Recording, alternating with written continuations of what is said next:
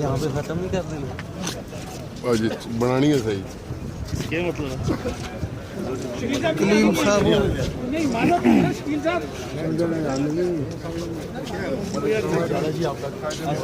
चार में पड़ जाओ।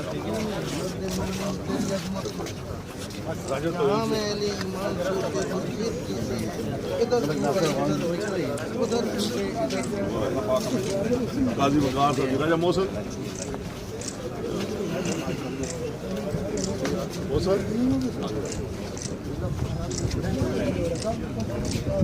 केरा इधर रखना, केरा इधर रखना। ठीक है मौसम ठीक है। हाँ जी हाँ जी